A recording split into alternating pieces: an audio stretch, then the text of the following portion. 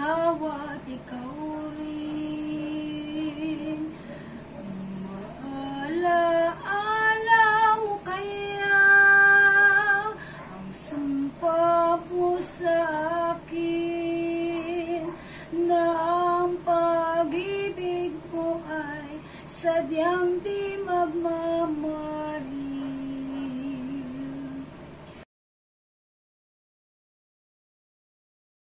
I like these classical songs.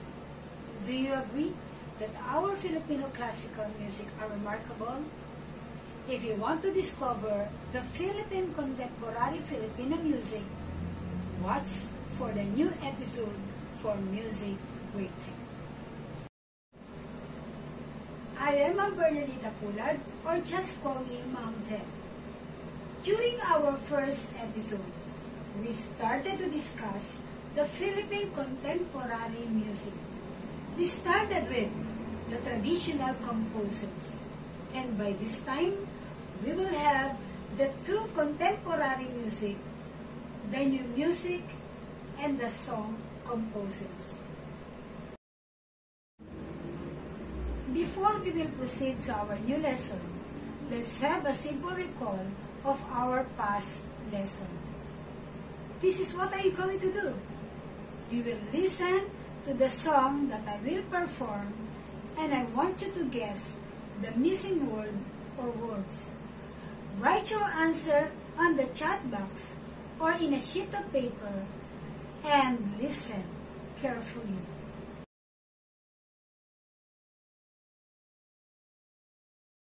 Song number 1.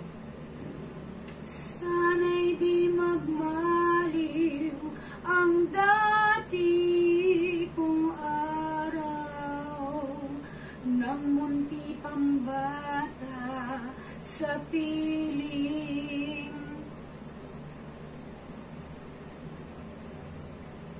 If your answer is nanay, you get the correct answer. Song number 2. Kay ganda ng ating musika, kay ganda ng ating musika, ito ay atin. At sa habang buhay, awitin natin.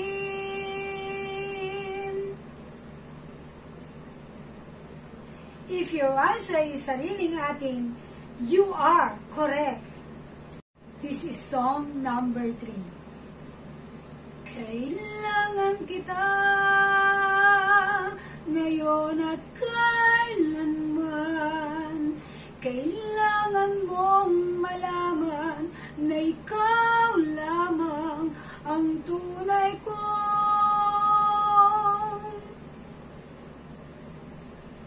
Ang tangi kong hiling ay makapiling kang lagi.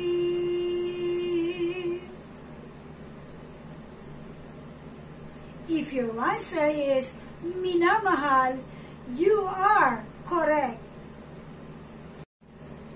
Number 4. Ang Pasko ay sumapit, tayo ay ng magagandang ibig, dahil sa Diyos ay pag-ibig.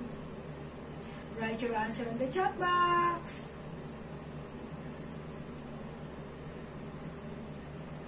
Magsiawit or mangagsiawit is the correct answer. And the last number for our final song is ibon mang may layang lumipad, kulungin mo at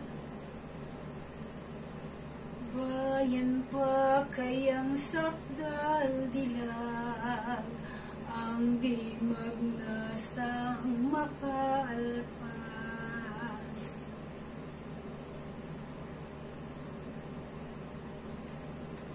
If your answer is umiiyak, you are correct. Well, I think, my dear students, you got a perfect score. And I think you are now ready to explore the two Philippine contemporary music. We will start with the new music composers.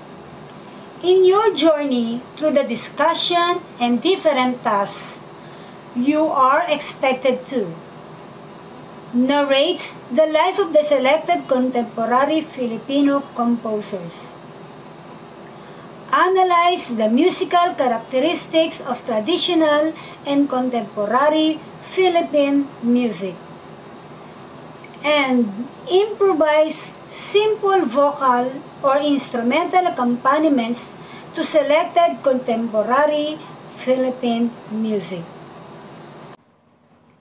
In your previous lesson, you are experienced the world of kundiman, art song, and music written in different instruments.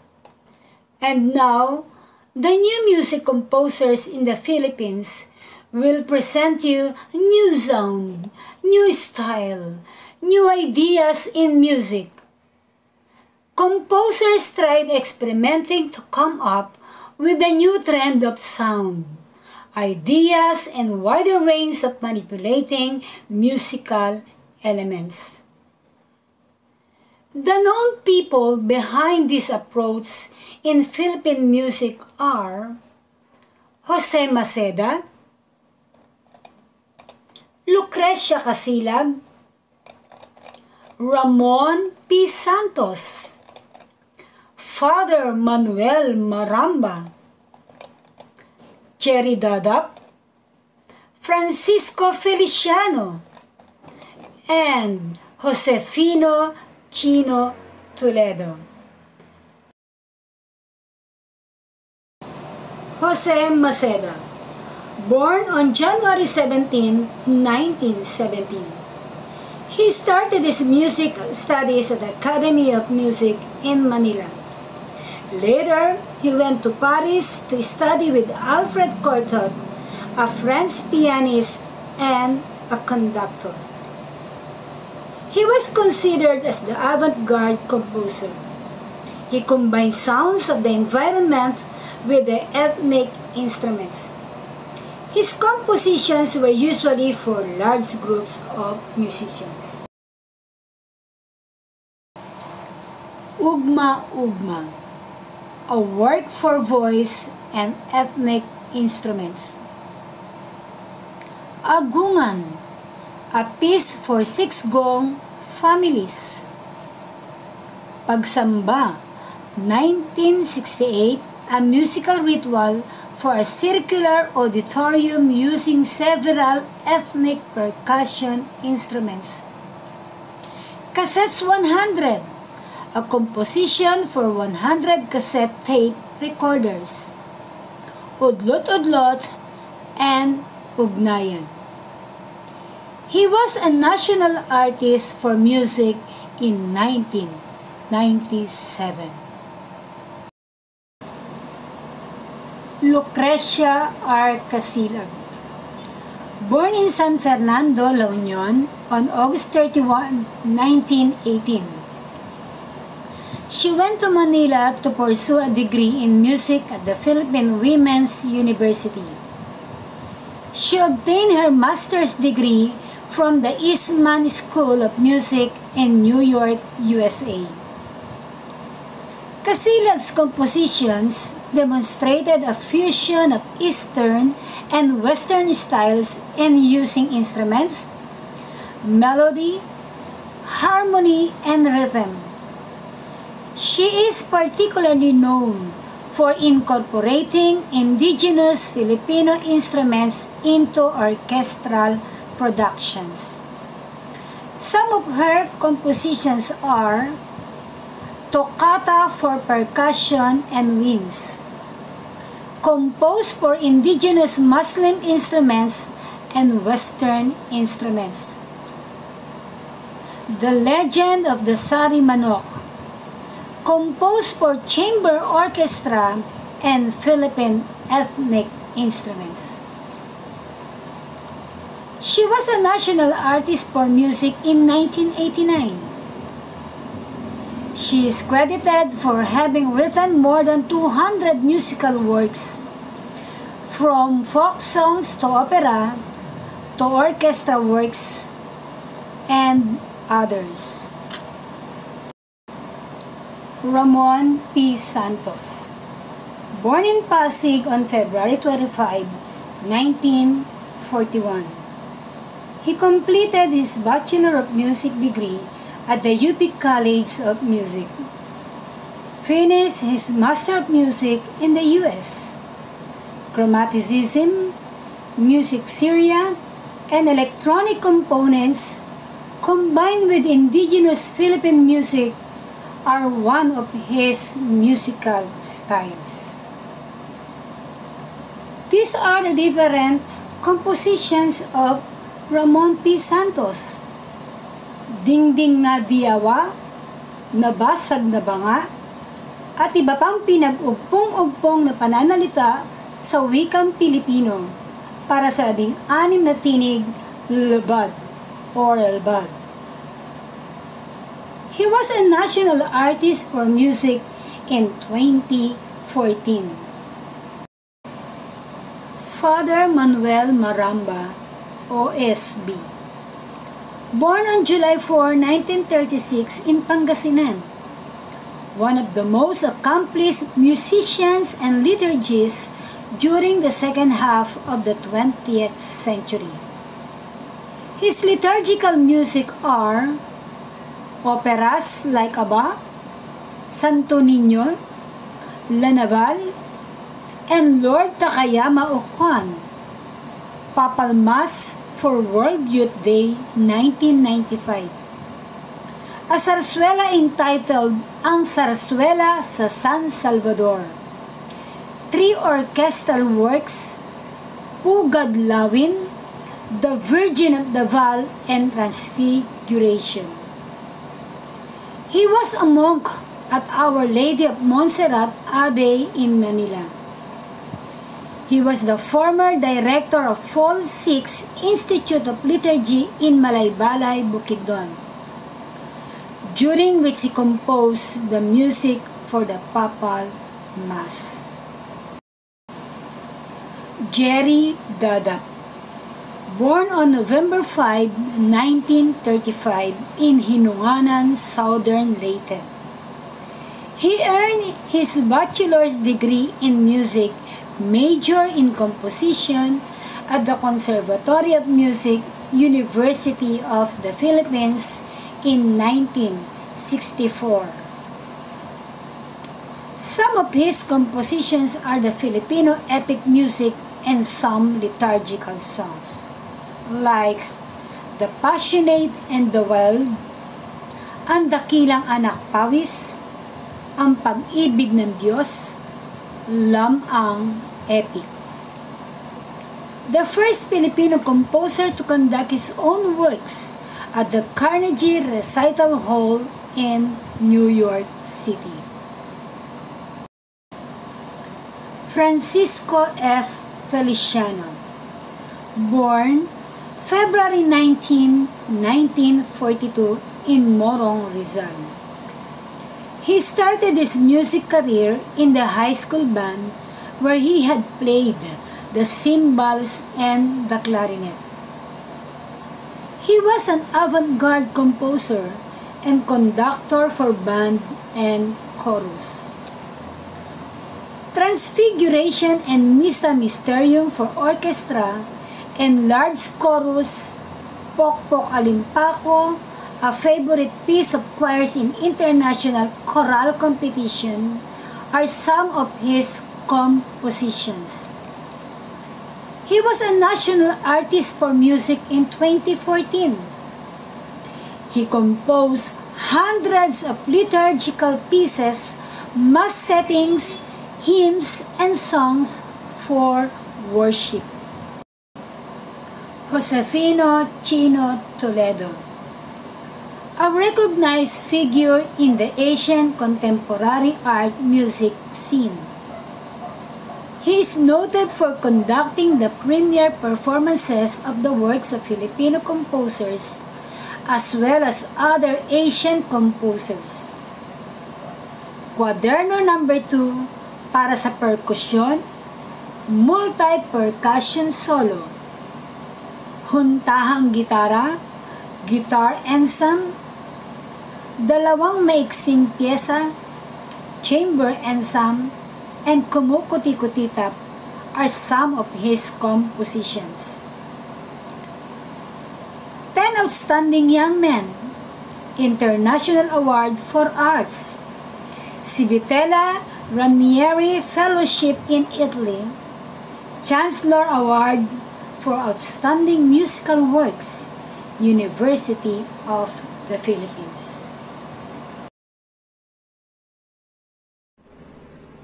After I discuss the new composers of the contemporary music, let us now do the listening activity of their works. Listen carefully to each excerpt and be able to recognize the different musical elements and styles of the composers. Listen carefully.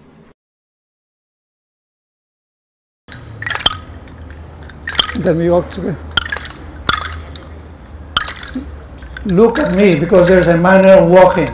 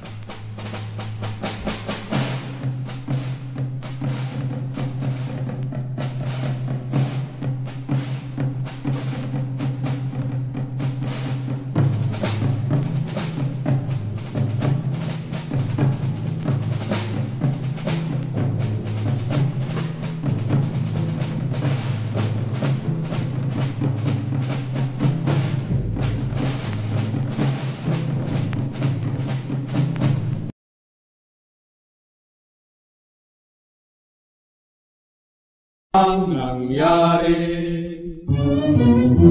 nabasag ang banga.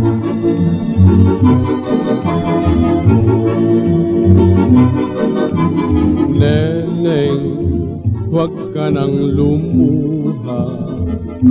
Ibibili kita naman ng bago mong banga. May ginto sa gilid, kahit matagilid, ay di matatapo ng tubig, kahit na walang takip.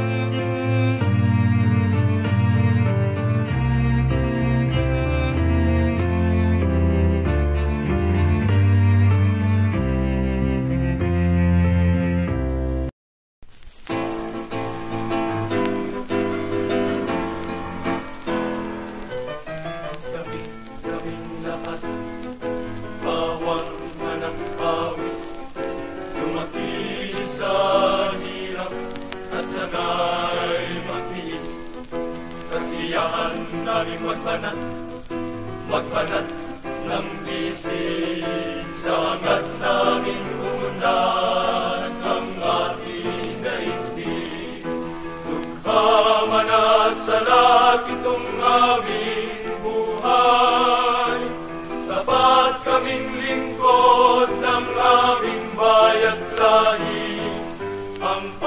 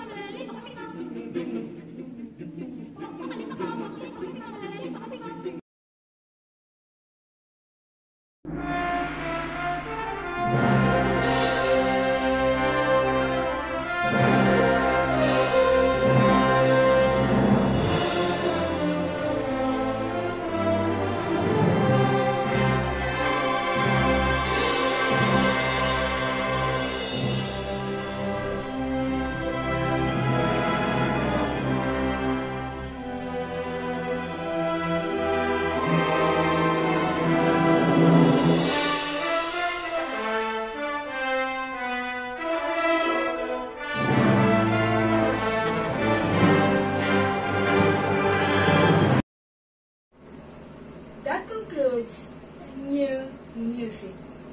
And for our last episode, we have the song composers.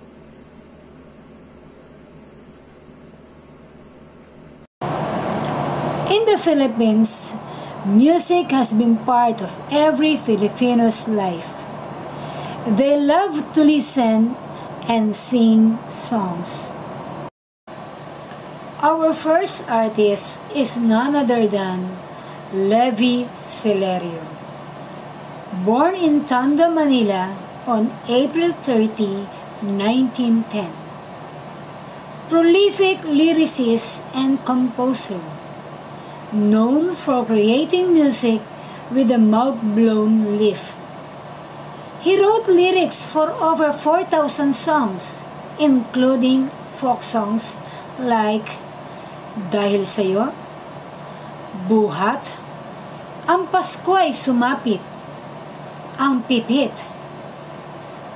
He was a national artist for music and literature in 1997.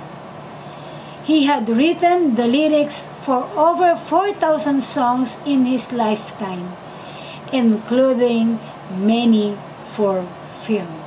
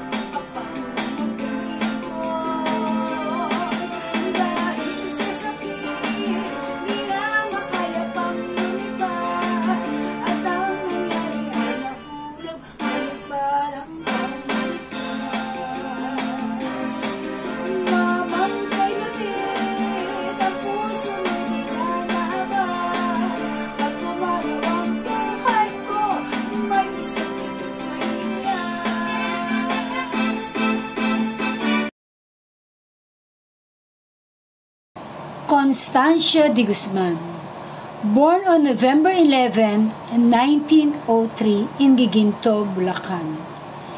He became the music director of movie production companies like Sampaguita, LVN, Royal, Excelsior, Leia, and Tagalog Ilang-Ilang Productions. He wrote some songs for films like Panaginip, Ang Bayan Ko, Maala-ala Mo Kaya, Kung Kita'y Kapiling, Ang Tangi Kong Pag-ibig, and many more.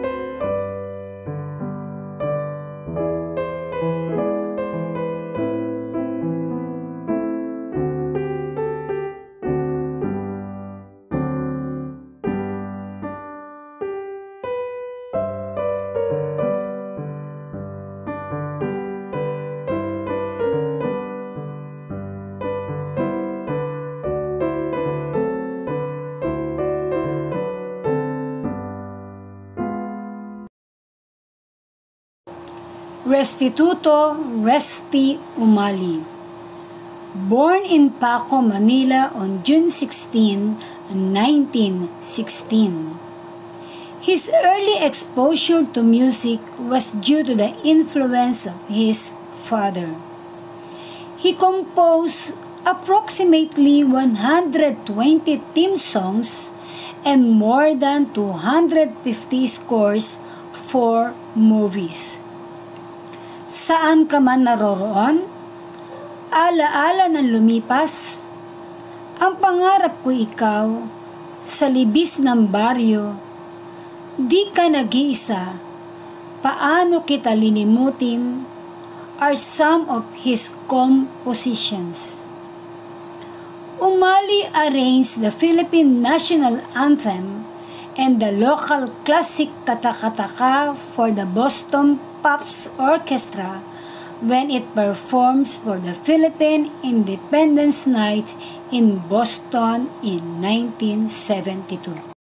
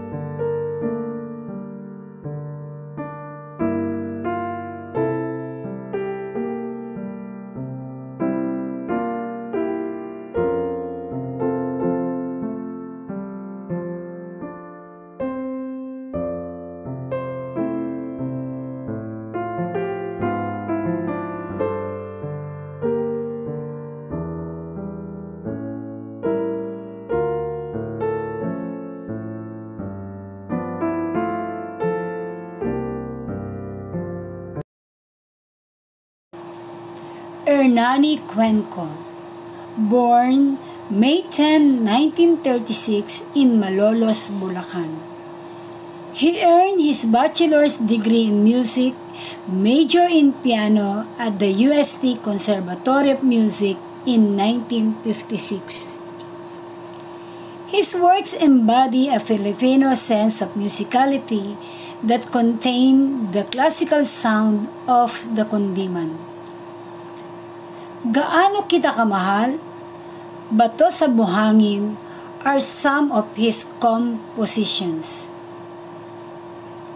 He was a national artist for music in 1999.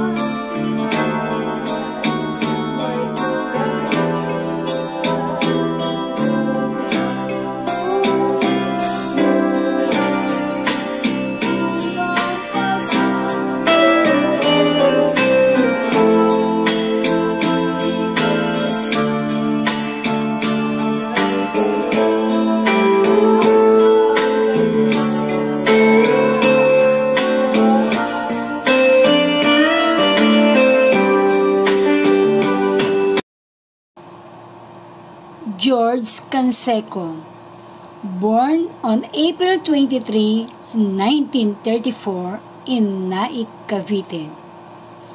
He graduated with a liberal arts degree at the University of the East. After graduation, he worked for the Philippines Herald and the Associated Press as a journalist. He also worked as a freelance scriptwriter for hire in Manila. Kapantay ay langit, kailangan kita, dito ba? Hiram, tubig at langis, hanggang sa dulo ng walang hanggan, ngayon at kailanman, paano kita mapapasalamatan, kahapon lamang, are some of his works. Canseco was considered as a national acclaimed composer of numerous popular classics. You're All I Love was awarded as Best Songs of the Year award in 1972.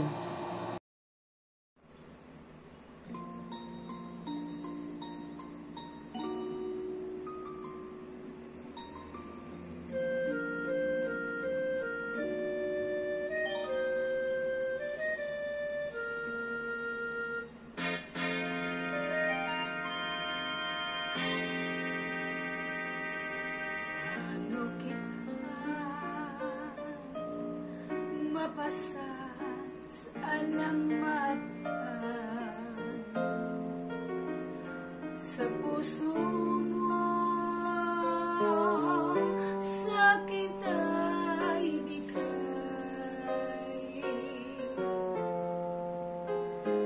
Ngayon lamang ako nagmahal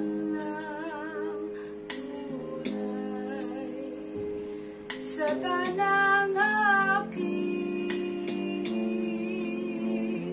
buhay. Sapat na ba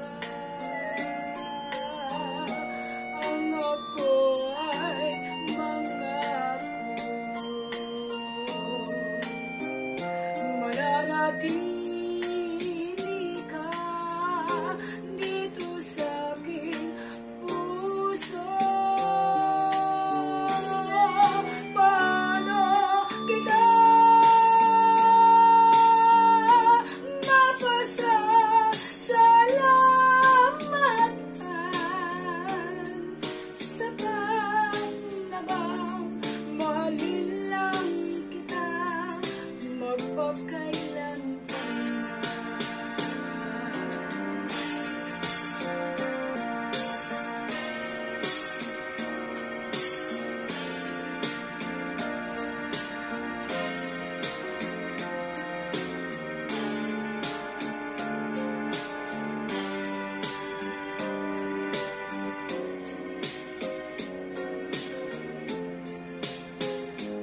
Ngayon lamang ako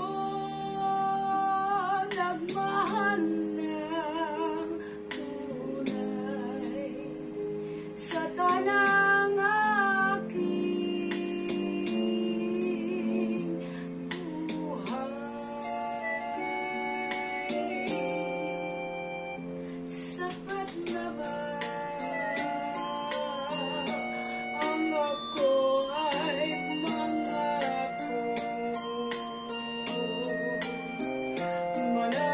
Mananatili ka dito sa aking puso. Paano kita mapasasalamatan? Sapat na bang mahalin lang kita magpakailan pa man?